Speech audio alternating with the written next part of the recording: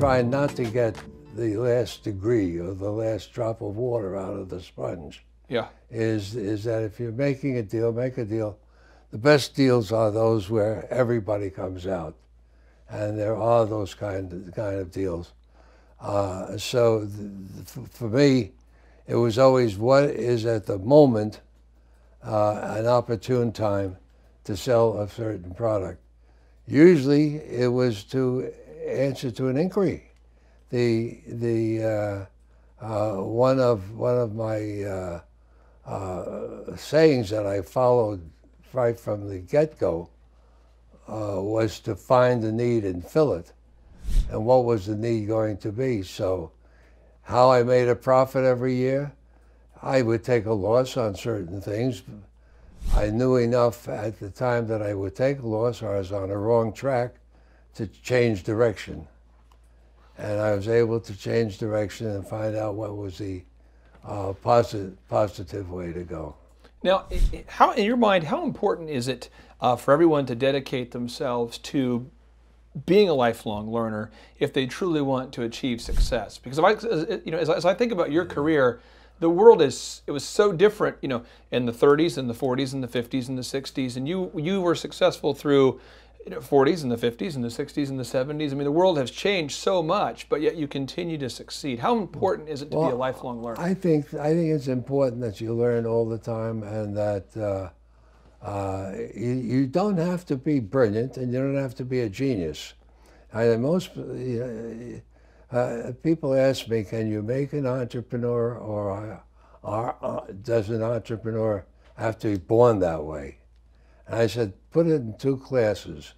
There's the genius, that's 1%, maybe 2%. Yeah. They're born that way. You can't teach them anything. You couldn't teach Steve Jobs or Bill Gates or any of these people that founded industries how to do something. They invented it.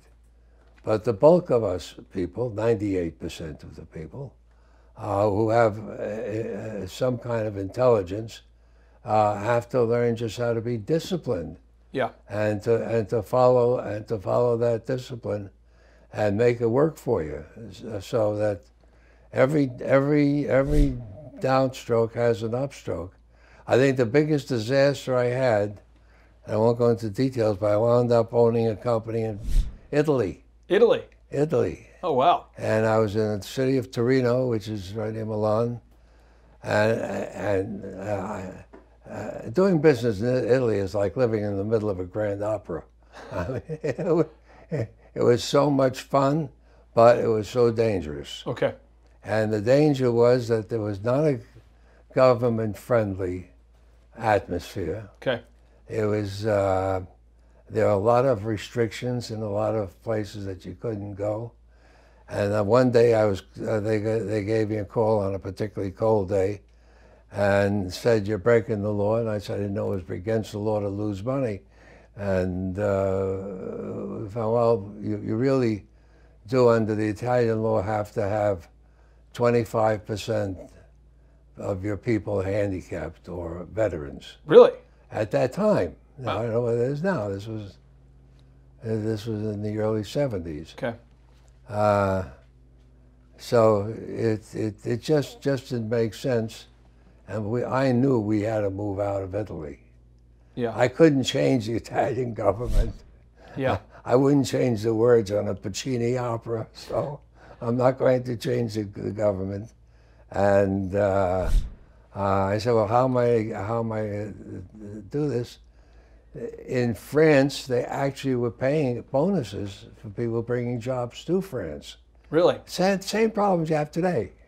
Jobs. Right. Jobs, the economy. I think the basis of everything is in the economy anyway. Yeah.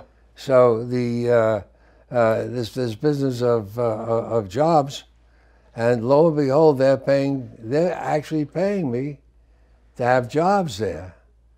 And that was a big sum of money.